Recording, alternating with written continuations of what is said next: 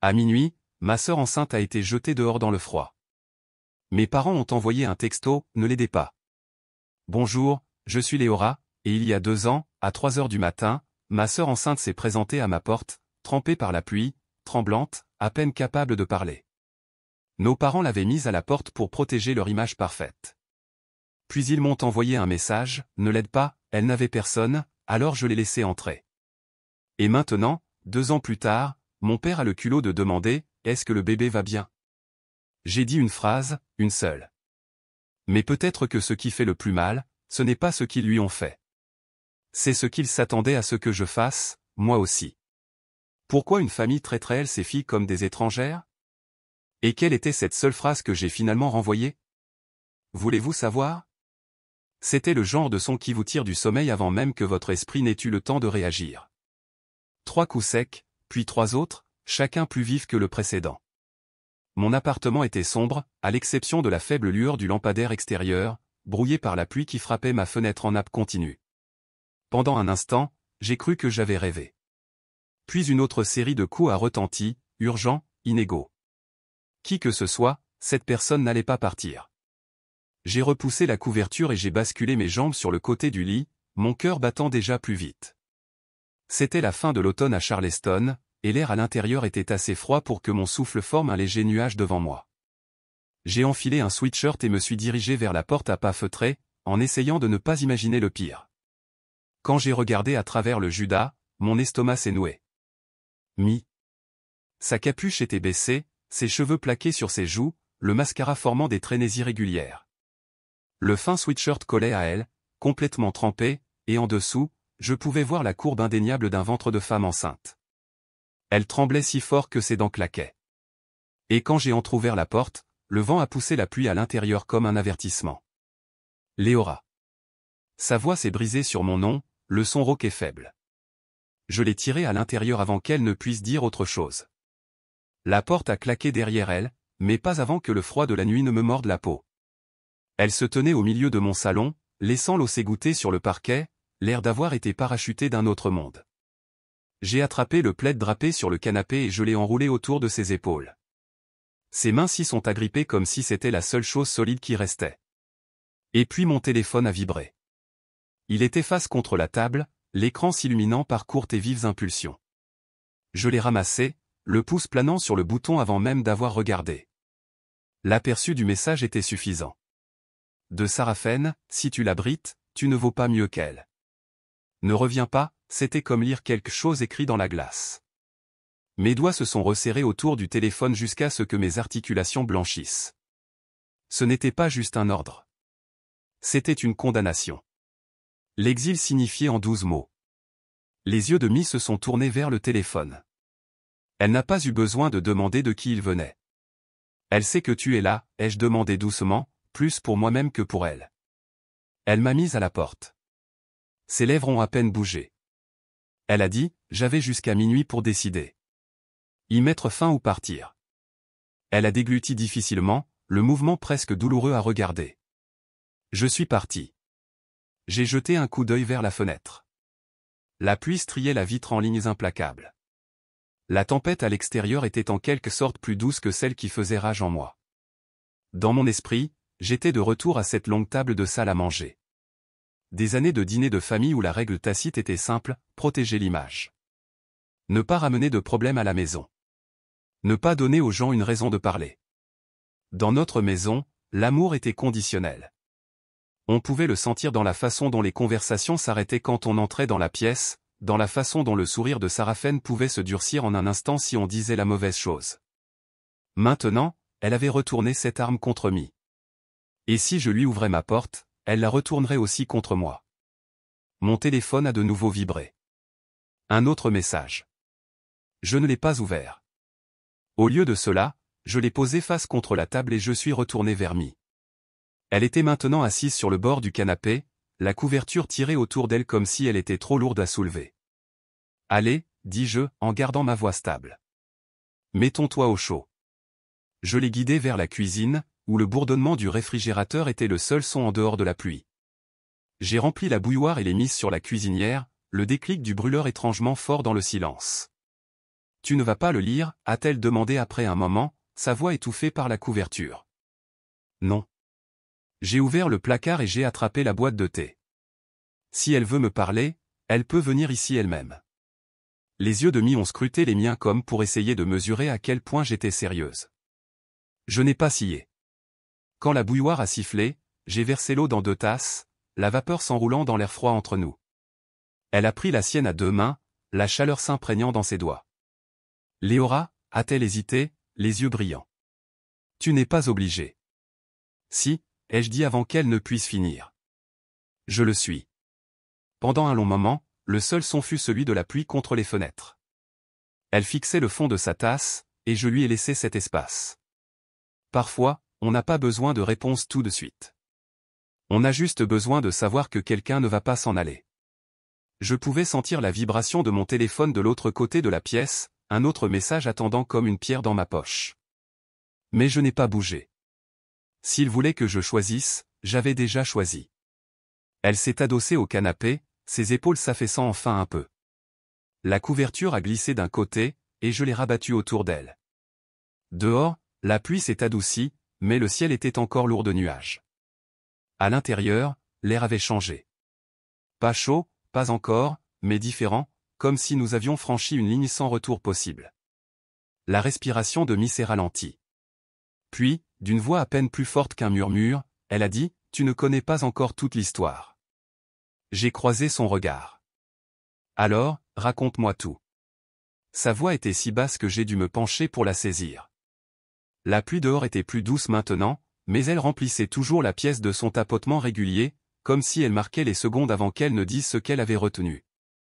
Je pouvais voir ses mains se resserrer autour de la tasse que je lui avais donnée, la vapeur s'enroulant sur son visage avant de disparaître.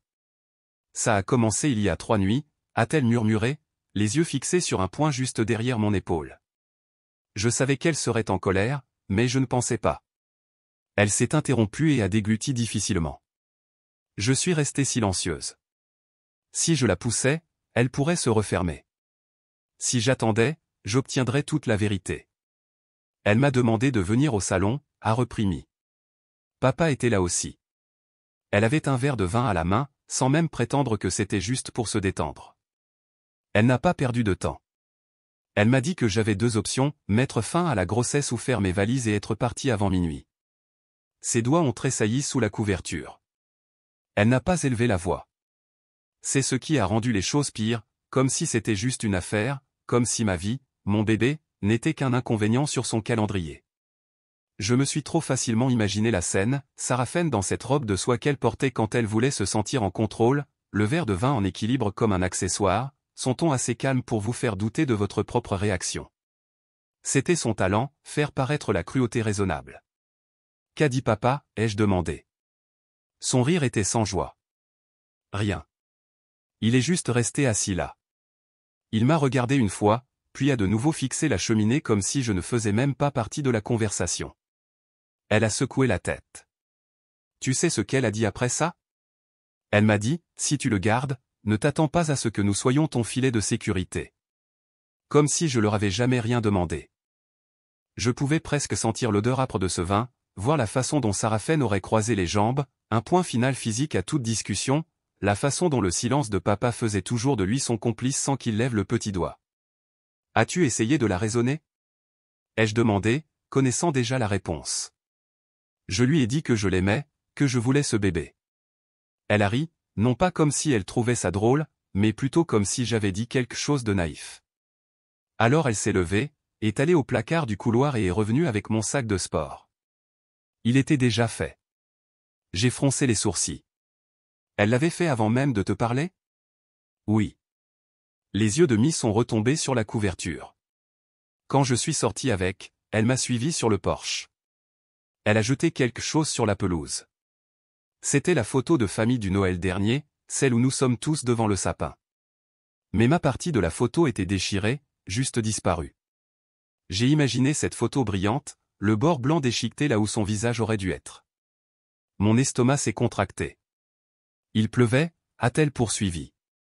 Je l'ai ramassé, et le papier commençait déjà à gondoler dans l'herbe mouillée. Elle n'a pas dit au revoir. Elle s'est juste retournée et a fermé la porte. L'image s'est gravée en moi, ma sœur debout dans le froid, tenant une photo déchirée pendant que notre mère lui fermait la porte au nez. J'avais grandi en sachant que Sarafen pouvait être brutale, mais c'était calculé. « Où es-tu allé ?» ai-je demandé. J'ai commencé à marcher. Je n'ai même pas pensé à où aller. Je savais juste que je ne pouvais aller chez personne qu'elle connaissait.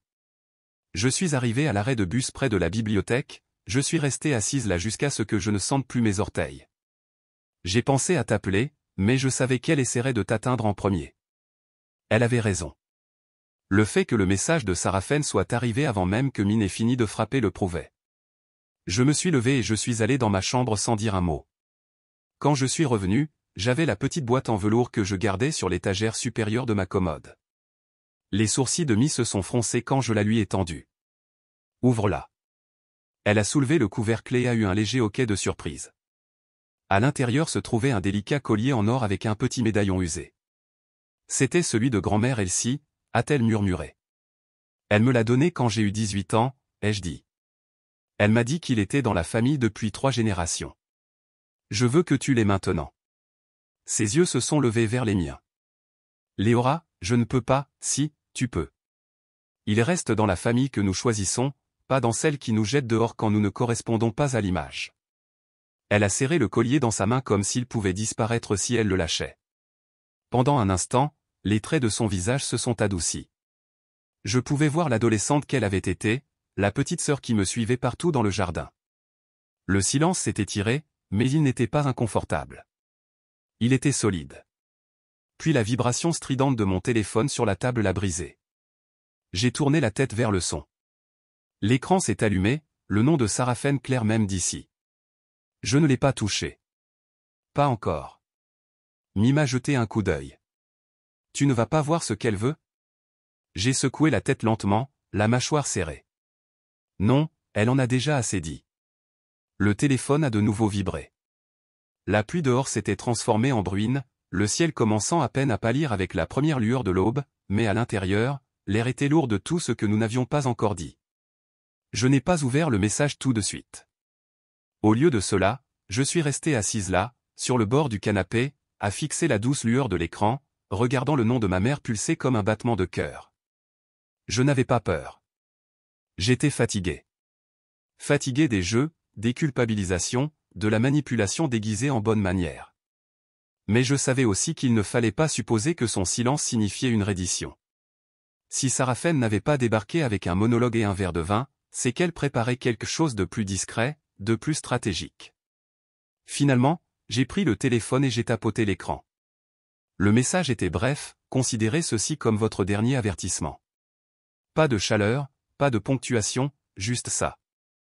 Pas de « bisous, maman ». Pas de « j'espère qu'elle va bien ». Rien qui ne puisse même suggérer le remords ou la douceur, juste une phrase qui semblait avoir été estampillée dans la glace.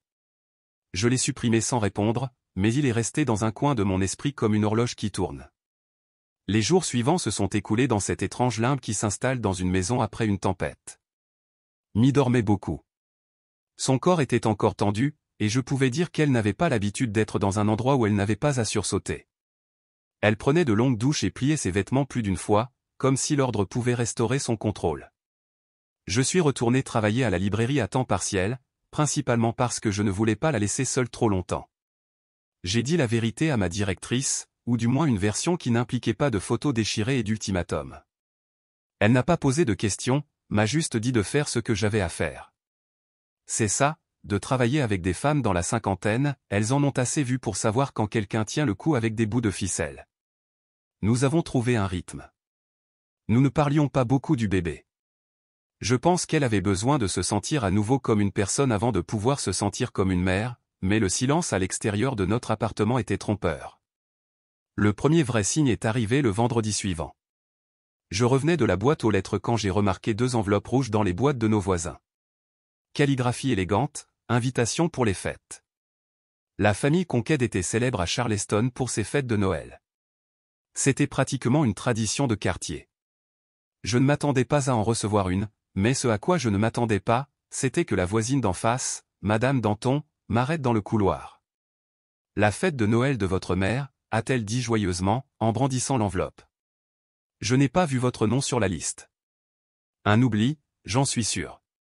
Elle a souri, le genre de sourire qui se veut gentil mais qui atterrit comme une coupure de papier.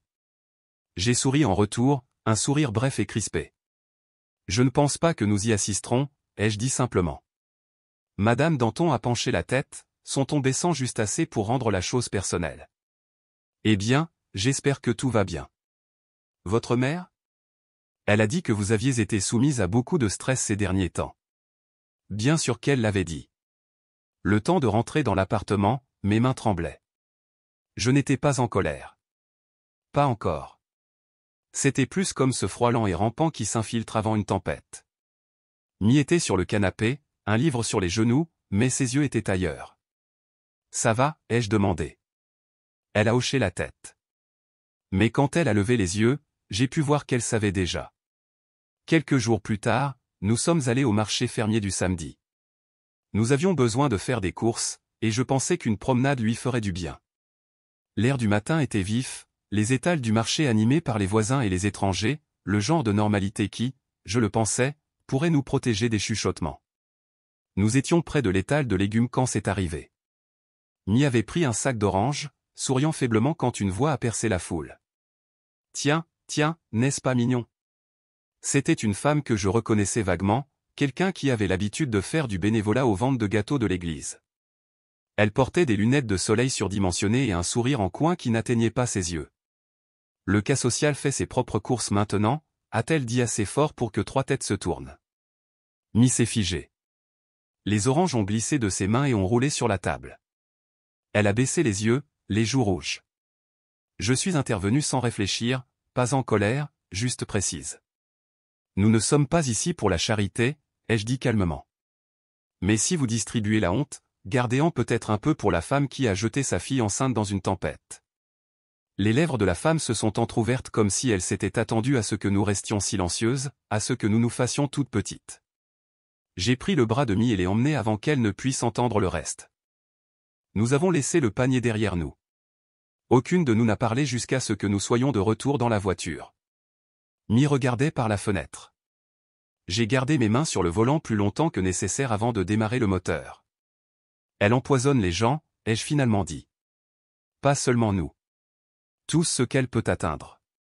Mie n'a pas répondu, mais elle a attrapé la ceinture de sécurité avec des doigts tremblants. Cette nuit-là, je n'ai pas pu dormir. Je me suis assise par terre dans le salon, les lumières éteintes, à simplement regarder les ombres du couloir se déplacer avec la lueur de la rue. Chaque souvenir que j'avais de Sarafen était maintenant teinté, réécrit avec cette nouvelle couche de calcul, la façon dont elle pouvait fabriquer un mensonge avec un sourire, penser une blessure avec un gros titre. Elle n'avait pas besoin de crier. Elle avait juste besoin que les gens croient qu'elle était la victime, et ils le faisaient parce qu'elle était charmante. Elle savait comment dire juste assez de vérité pour rendre le reste crédible. Elle avait toujours dit que l'astuce n'est pas d'avoir raison, c'est d'être respecté. J'ai fixé mon téléphone pendant un long moment. J'ai pensé à l'appeler, à lui demander ce qu'elle pensait faire exactement. Mais je savais qu'il valait mieux ne pas le faire. Elle ne crierait pas. Elle soupirerait, dirait quelque chose comme « Tu as toujours été si dramatique, Léora ». Ou pire, c'est ce qui arrive quand on laisse l'émotion guider ses choix. J'ai fermé les yeux et j'ai pensé à la façon dont Mie regardait cette photo déchirée, à la façon dont elle n'avait même pas pleuré, juste restée sous la pluie, tenant ce morceau de son passé comme s'il pouvait se rattacher si elle restait assez immobile. C'est à ce moment-là que j'ai su que si Sarafen voulait une guerre, je n'allais plus jouer en défense. Elle voulait une bataille en public. Elle allait en avoir une.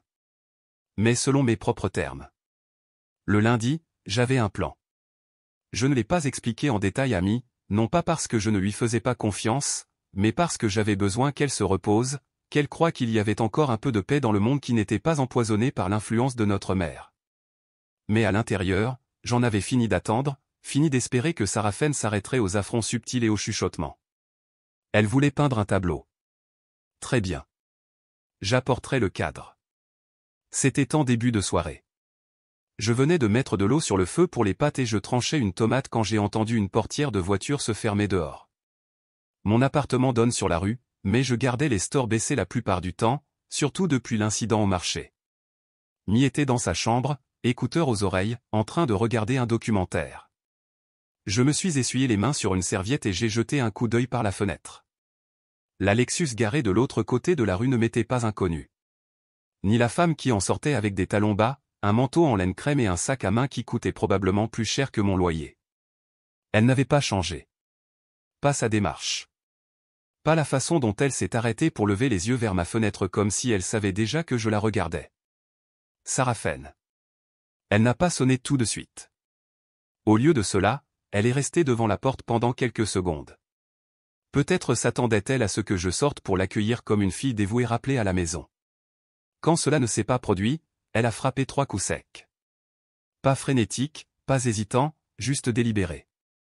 Je n'ai pas répondu immédiatement. J'ai éteint la cuisinière, essuyé le couteau et mis les tomates de côté. Puis j'ai marché jusqu'à la porte et je l'ai ouverte, mais je ne l'ai pas ouverte en grand. « Bonjour, Léora » a-t-elle dit avec ce sourire mince et pincé qui passait autrefois pour de la chaleur. Je n'ai pas rendu le sourire. « Tu n'es pas invité. » Elle a haussé un sourcil. « C'est comme ça qu'on parle à nos mères maintenant ? C'est comme ça que les mères traitent leurs filles, ai-je répliqué. Son sourire n'a pas faibli, mais ses yeux se sont refroidis. Puis-je entrer ? Non. Il y a eu une pause, brève, mais lourde d'histoire. Elle a penché la tête et a eu un petit rire comme si elle était amusée par le défi d'un enfant. Très bien. Je ne resterai pas longtemps. Je suis juste venu pour parler. Tu as beaucoup parlé, mais pas à moi.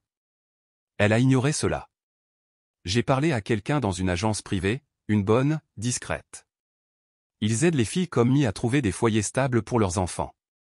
Je l'ai dévisagé. Mes doigts se sont resserrés sur le bord de la porte. Tu es ici pour proposer une adoption ? Elle a adouci sa voix comme elle le faisait toujours en essayant de manipuler. J'essaie de lui offrir un avenir, au bébé aussi. Penses-tu que c'est viable ?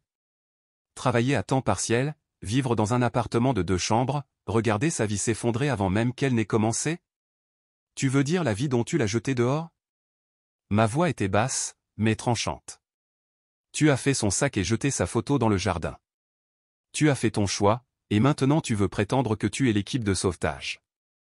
L'expression de Sarafen n'a pas vacillé. C'était ça, avec elle, elle ne craquait pas. Elle pivotait. Elle a fait son choix, Léora. Les actions ont des conséquences. J'essaie de l'aider à vivre avec. Non, ai-je dit, tu essaies de les réécrire. Je pouvais le voir, l'histoire qu'elle voulait raconter. Que la pauvre fille égarée avait fait une erreur et que la noble famille avait trouvé une solution. Que tout cela n'était qu'un obstacle sur la route de leur prochaine carte de Noël.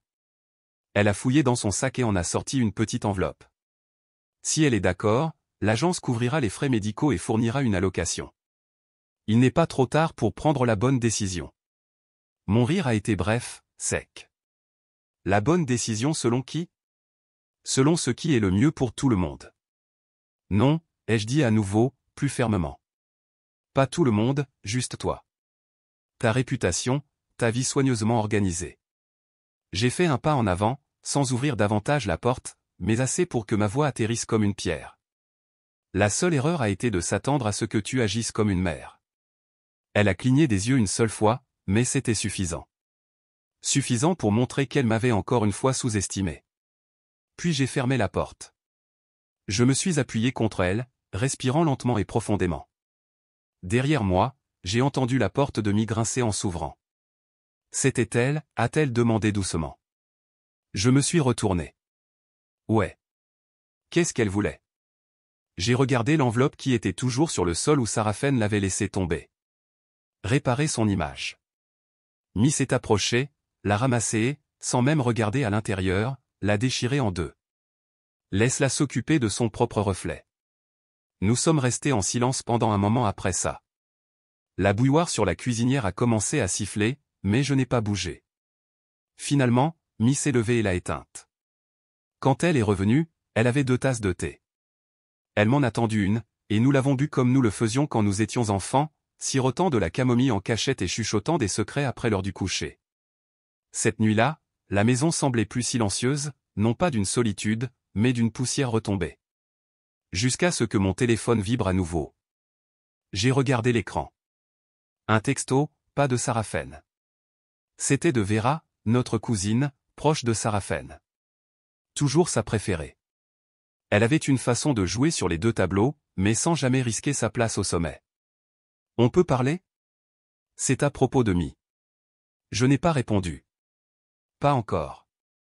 Mais j'avais le sentiment que Sarafen n'en avait pas fini. Elle n'avait jamais été du genre à accepter qu'on lui claque la porte au nez. Pas sans trouver une fenêtre pour s'y glisser.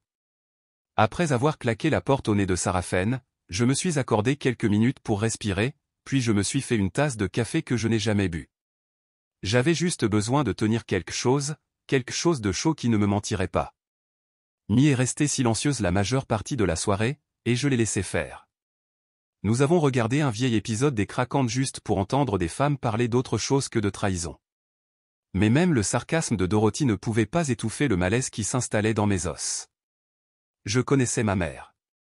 Cette offre à la porte n'était que la première carte d'un jeu qu'elle battait bien avant d'avoir frappé. Je ne m'attendais pas à ce que Vera se présente cette même semaine. Elle a d'abord appelé. Rien d'inhabituel, rien d'alarmant. Vera et moi n'avions jamais été proches, mais elle avait toujours joué le rôle de la cousine polie. Celle qui ne faisait jamais de vagues, ne prenait jamais parti trop bruyamment. Alors, quand elle a demandé si elle pouvait passer pour apporter des choses pour le bébé, j'ai accepté. Mi avait besoin de sentir que quelqu'un dans la famille la voyait encore comme plus qu'un exemple à ne pas suivre. Elle est venue l'après-midi suivant, un jeudi, ciel dégagé. J'avais enfin réussi à l'emmener à un examen prénatal 2 jours plus tôt, et nous faisions toutes les deux semblant que les choses étaient plus calmes qu'elles ne l'étaient vraiment. Elle pliait des vêtements de bébé dans le salon quand Vera a sonné. Elle a apporté un sac en toile rempli de couches, de grenouillères, d'une couverture d'emmaillotage, avec l'étiquette du prix encore attachée. Tout cela semblait si orchestré. Tu n'aurais pas dû, a dit Mi doucement, sincèrement touché. Vera lui a fait son demi-sourire caractéristique. Bien sûr que si. Nous sommes une famille. Elle s'est assise en face d'elle, les jambes croisées comme si elle avait tout son temps. Je regardais depuis l'embrasure de la porte de la cuisine, les bras croisés. Je n'étais pas impoli. Je n'étais pas chaleureuse non plus. Alors, a dit Vera, en tournant toute son attention vers Mi. Comment vas-tu vraiment? Mi a hésité, puis a donné la même réponse que j'aurais donnée à son âge. Je vais bien. J'essaie juste de mettre de l'ordre dans mes affaires. C'est beaucoup pour quelqu'un de ton âge, a répondu Vera, sans méchanceté. Mais j'admire ta force. Vraiment. Et puis elle a sorti un dossier manie de son sac à main. La vue de celui-ci a provoqué une petite secousse dans mon estomac. Rien d'innocent ne sortait jamais de ces choses-là. J'ai parlé à quelqu'un que je connais, a commencé Vera, sa voix douce. Une avocate qui travaille avec des familles dans des situations uniques. Elle s'occupe d'adoption privée. Discrète, propre, sans paperasserie, sans drame au tribunal. Mi a cligné des yeux. Je suis désolé. Quoi? Ce n'est pas ce que tu penses, a dit Vera rapidement. Il n'y a pas de pression. Je voulais juste que tu aies l'information. Tu n'as pas à décider maintenant. Mais la vie ne devient pas plus facile, ma chérie. Et cela pourrait être un moyen de s'assurer que le bébé ait toutes les chances. Je suis entré dans la pièce, calme, contrôlé. Tu dois partir. Vera a levé les yeux, toute surprise innocente. Léora, Non. Tu es venu ici sous prétexte de soutien. Ça, j'ai fait un geste vers le dossier, les cadeaux de bébé coûteux. C'est de la manipulation dans un sac cadeau, et je ne laisserai pas ça se produire sous mon toit. Mi avait l'air de quelqu'un à qui on avait coupé le souffle. Tu travaillais avec eux. L'expression de Vera s'est durcie un tout petit peu. Je ne travaille avec personne. Je me soucie de vous. Et franchement, tu ne sais pas dans quoi tu t'embarques. J'en sais assez, ai-je dit, et je sais qui je ne veux pas près de ma famille. Elle est partie sans un mot de plus. Je l'ai regardée depuis la fenêtre appeler quelqu'un sur son portable avant de partir. Son visage ne bougeait pas, mais sa posture criait l'agitation. Plus tard dans la soirée, pendant que Mi était sous la douche, je suis sorti sur le porche arrière avec une couverture pour essayer de décompresser. Je parcourais mon téléphone, ignorant la plupart des textos, quand j'ai entendu une voix provenant de la fenêtre ouverte de la cuisine. C'était celle d'Aéris. Sa voix du moins, douce mais familière. J'avais oublié que je n'avais pas fermé la connexion Bluetooth sur le haut-parleur de la cuisine, qui s'était automatiquement connectée à son téléphone plus tôt quand elle était passée déposer de la soupe pour Mi. Je n'aurais pas écouté, mais ces mots m'ont glacé. Elle est toujours là? Oui, toutes les deux. Non, elle n'a pas parlé à un avocat. Je ne pense pas. Ce n'est pas comme si elle avait un plan. Elle joue juste les héroïnes. Mon estomac s'est noué. Elle est émotive, Sarafène, elle ne réfléchit pas. Tu sais comment elle est. J'ai fermé doucement la porte du porche et je suis rentré. L'appel s'est terminé quelques secondes avant que j'entre dans la cuisine, mais Iris n'a pas eu l'air surprise de me voir. Tu avais besoin de quelque chose, a-t-elle demandé, comme si nous n'avions pas juste franchi la ligne entre amis et espionnes. À qui parles-tu, ai-je demandé, la voix stable. Elle a haussé les épaules, l'air décontracté. Juste à quelqu'un qui se soucie de toi. Tu veux dire ma mère? Je veux dire quelqu'un qui essaie de régler ce gâchis. C'est la meilleure, ai-je dit. Étant donné qu'elle l'a créée. Iris a soupiré et a posé sa tasse. Tu laisses tes émotions tout contrôler, Léora. Peut-être que si tu t'arrêtais une seconde et que tu regardais ça rationnellement. Non, ai-je coupé. Ne me prends pas de haut. Ne présente pas ça comme si tu me rendais un service. Tu as transmis des informations privées à la femme qui a jeté sa fille enceinte dehors sous la pluie. Elle mérite de savoir ce qui se passe, a lâché Iris, laissant enfin tomber le masque. Elle est toujours leur mère. Elle a renoncé à ce titre quand elle a instrumentalisé tout le monde autour d'elle pour nous isoler, ai-je dit. Son expression ne s'est pas adoucie. Tu es trop proche pour voir ce que cela fait à ton avenir. Tu es en train de couler, et tu ne le sais même pas, je préfère couler que de laisser quelqu'un comme toi me lancer une corde. Elle est partie avec cette fausse dignité que les gens arborent quand ils ont été pris mais refusent de l'admettre. Je n'ai rien dit à Mi cette nuit-là. Elle avait eu assez de trahison pour une journée. Au lieu de cela, je me suis versé un verre d'eau et je suis resté dans le couloir longtemps après que les lumières se soient éteintes, le silence résonnant plus fort que n'importe quel cri.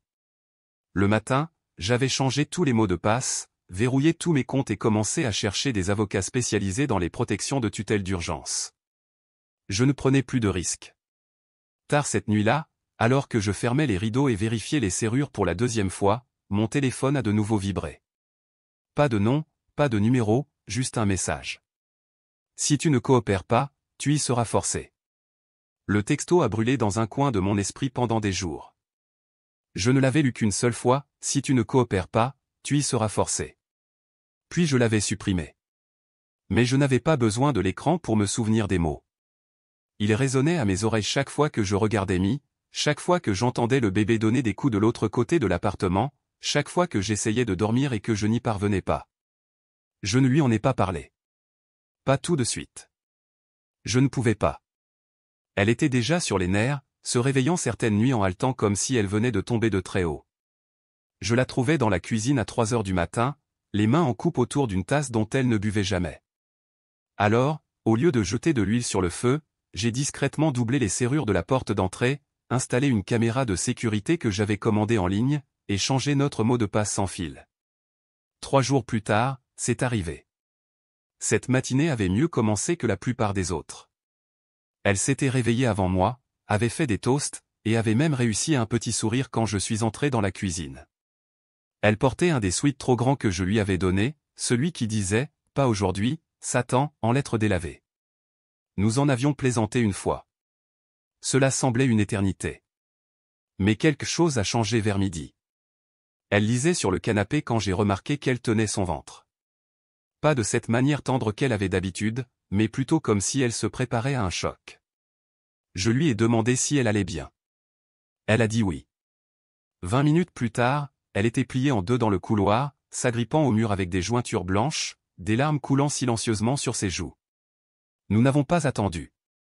J'ai attrapé son sac, je l'avais préparé depuis des semaines au cas où je l'ai aidé à monter dans la voiture et j'ai grillé tous les feux orange entre notre appartement et l'hôpital Saint-Maries. Les infirmières étaient gentilles, efficaces. Elles nous ont conduites dans une chambre, l'ont branchée à des moniteurs et ont fait des tests. Le médecin est entré peu après, le visage calme mais la voix sérieuse. Les contractions sont régulières. Vous n'êtes pas encore à terme. Nous allons faire tout ce que nous pouvons pour empêcher le travail de progresser, mais nous devrons vous garder ici en observation. Mi m'a regardé, les yeux écarquillés de panique. Je lui ai pris la main. « Tu n'es pas seul ?» ai-je dit. Mais à l'intérieur, j'étais en train de me décomposer. Je suis sorti dans le couloir pendant qu'il préparait sa chambre. Mes mains tremblaient, mon esprit tourbillonnait de possibilités. Et si elle accouchait trop tôt? Et si quelque chose tournait mal? Et si le stress, les menaces, la pression c'était trop pour que son corps le supporte? Et c'est là que je l'ai vu. Alden, mon père. Il se tenait au bout du couloir près des distributeurs automatiques, les mains dans les poches, les yeux fixés sur le sol comme s'il contenait des réponses qu'il ne pouvait supporter d'entendre. Je ne l'avais pas vu depuis la nuit où Miss s'était présentée trempée à ma porte. Il n'avait pas appelé, pas écrit, rien. J'ai marché lentement vers lui, chaque pas lourd de confusion et de souvenirs. Il a levé les yeux à mon approche mais n'a pas souri. « Qui te l'a dit ?» ai-je demandé. Il a haussé les épaules. Les nouvelles vont vite. C'est pratique. Il n'a pas mordu à l'hameçon. Au lieu de cela, il a soupiré et a regardé le long du couloir vers la porte fermée où sa fille enceinte était allongée, branchée à des moniteurs. Elle aurait dû y réfléchir, a-t-il dit doucement. Il n'est pas trop tard pour arranger ça. Ma mâchoire s'est crispée. Arranger quoi?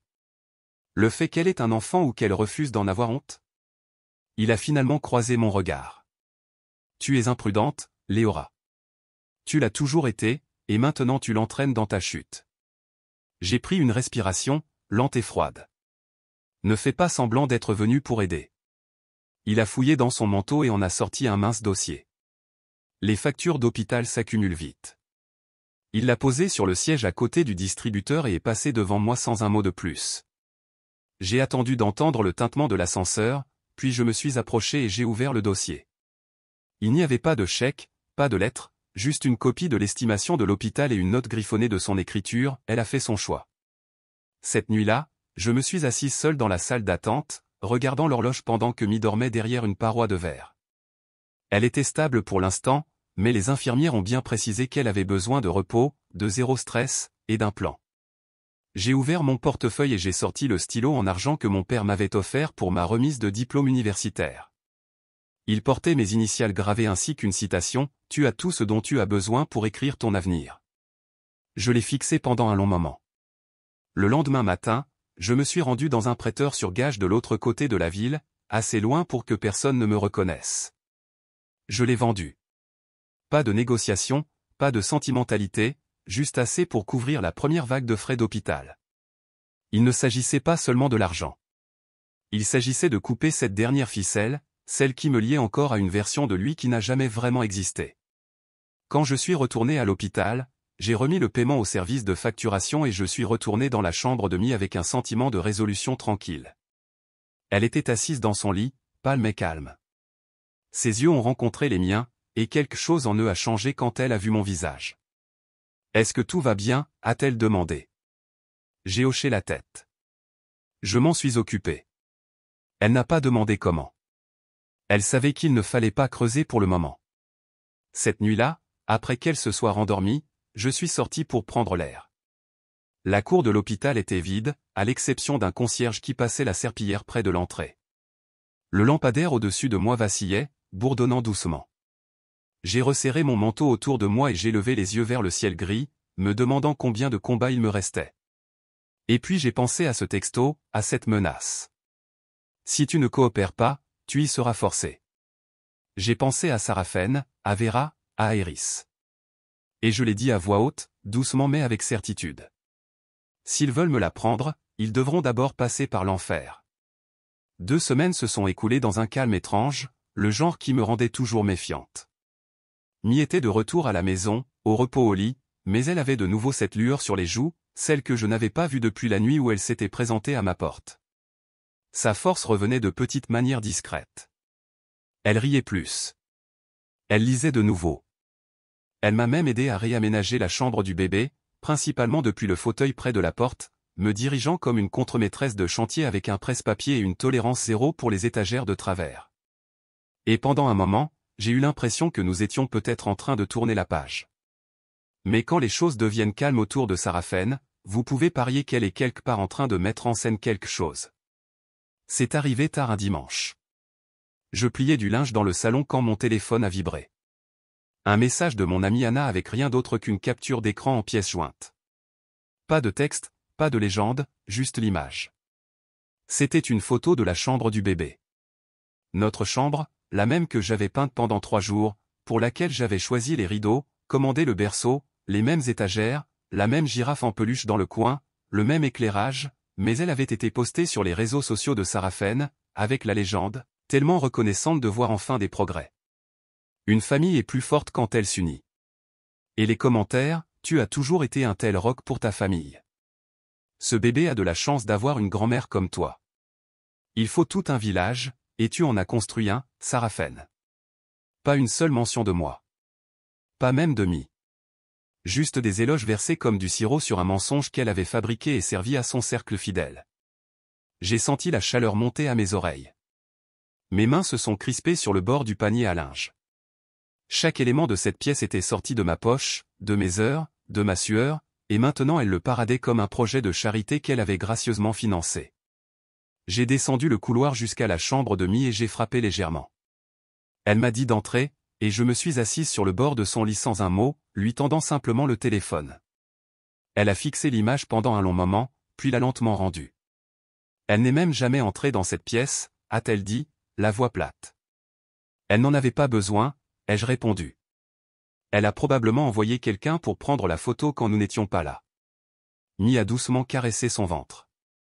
Elle ne va pas s'arrêter, n'est-ce pas? J'ai secoué la tête.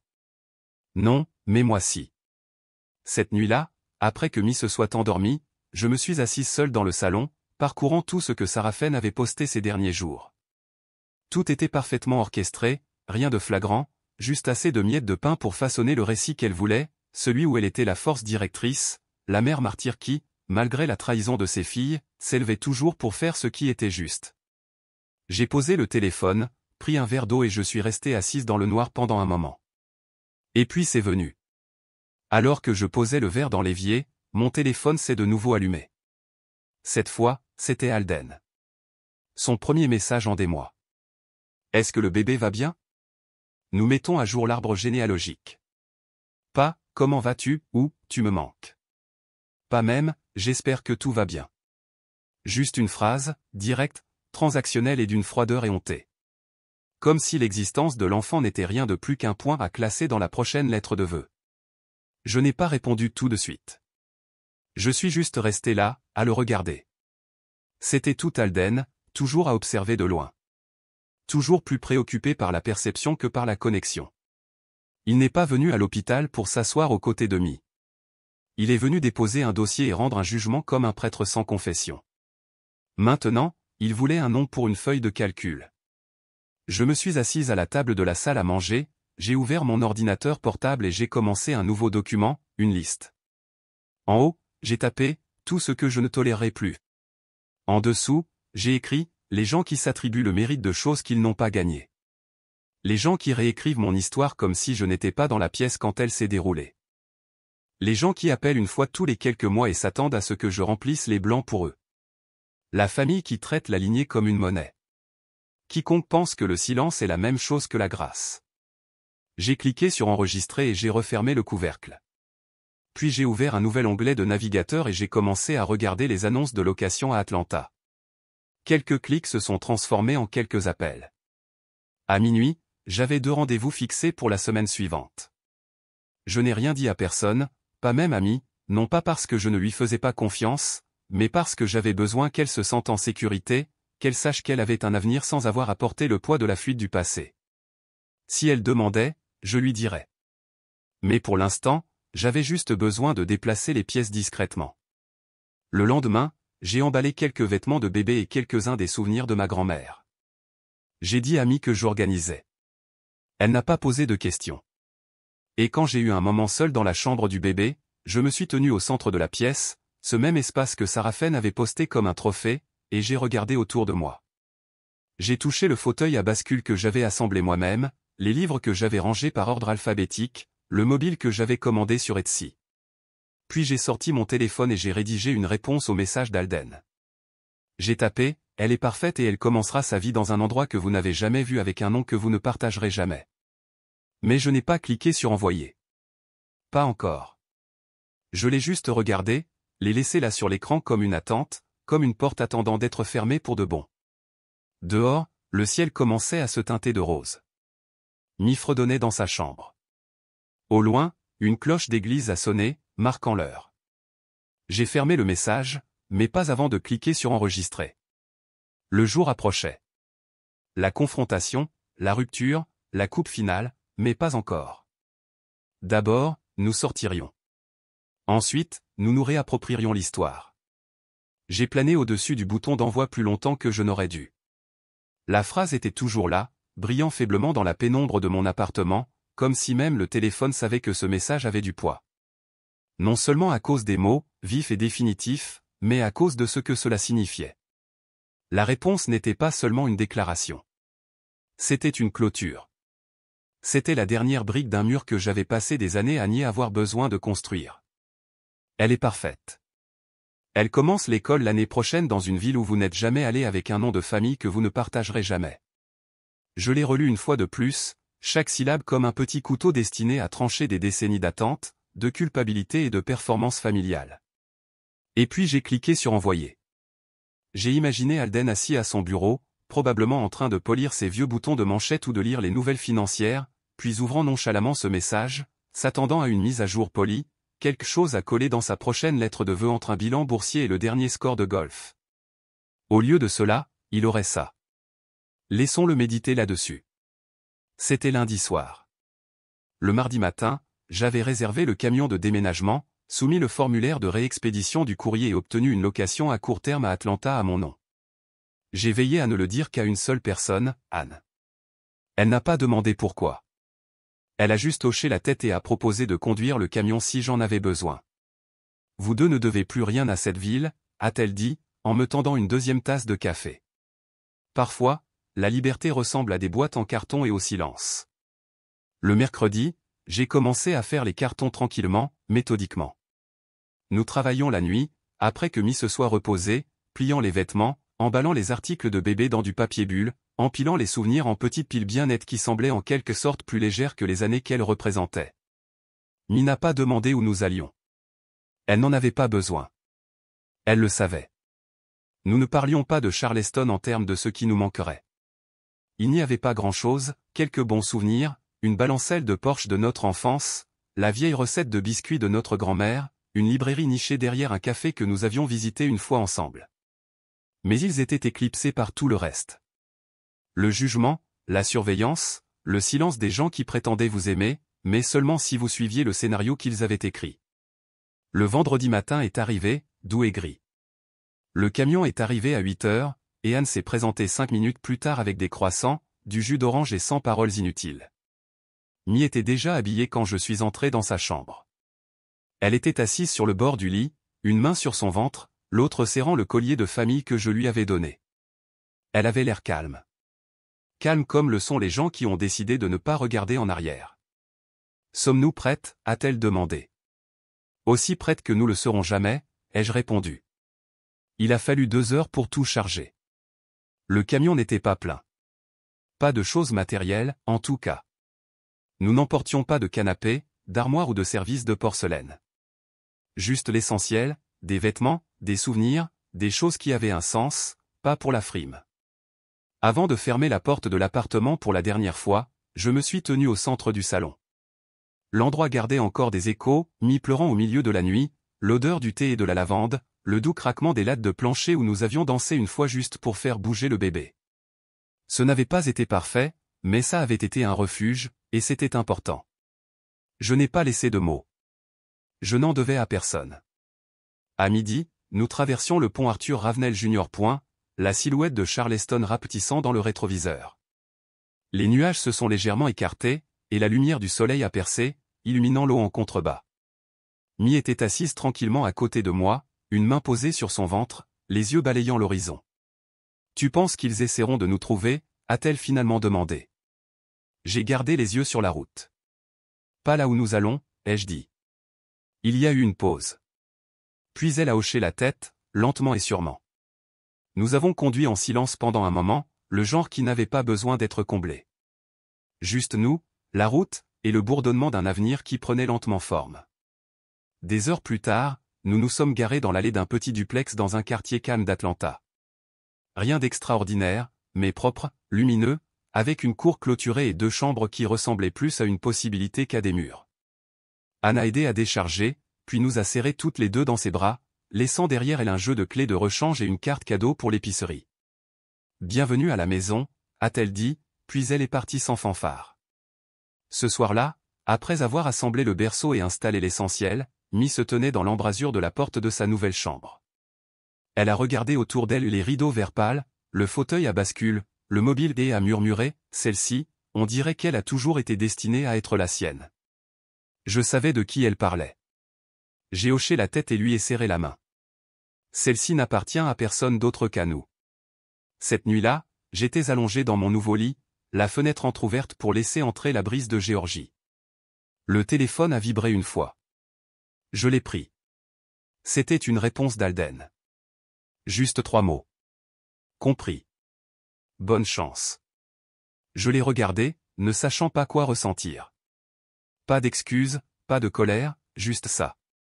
Je l'ai supprimé sans répondre. Il n'avait plus besoin de faire partie de l'histoire.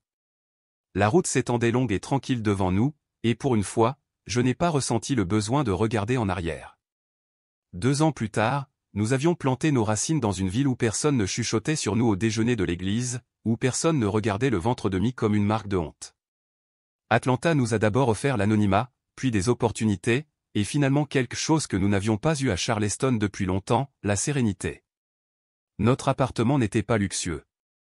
Il se trouvait au-dessus d'une quincaillerie. Ses fenêtres grinçaient quand le vent soufflait trop fort, et la peinture dans le couloir semblait toujours manquer d'une couche. Mais il était à nous. Le bail portait mon nom. Les factures arrivaient dans notre boîte aux lettres, et quand on entrait, l'air sentait le romarin et la lavande, 2 parfums dont Mi jurait qu'ils calmaient le bébé. Nous cuisinions la plupart des soirs. Nous nous disputions sur l'endroit où mettre l'égouttoir. Nous nous débrouillions au jour le jour. Et quelque part au milieu de ces jours, nous nous sommes épanouis. Mi s'est inscrite au collège communautaire l'automne après notre déménagement. Elle travaillait à temps partiel dans une boutique de vêtements sur Peachtree Street et suivait des cours du soir. Elle rentrait à la maison avec des manuels, des ampoules aux pieds et des histoires. Je la regardais jongler entre la maternité, les révisions pour les examens, et trouver encore le temps de faire des muffins le week-end parce que le bébé aime les myrtilles. Et le bébé, son nom est Grace, est devenu le ciment entre tout ce que nous pensions s'être brisé. Elle avait les yeux de Mi et mon entêtement.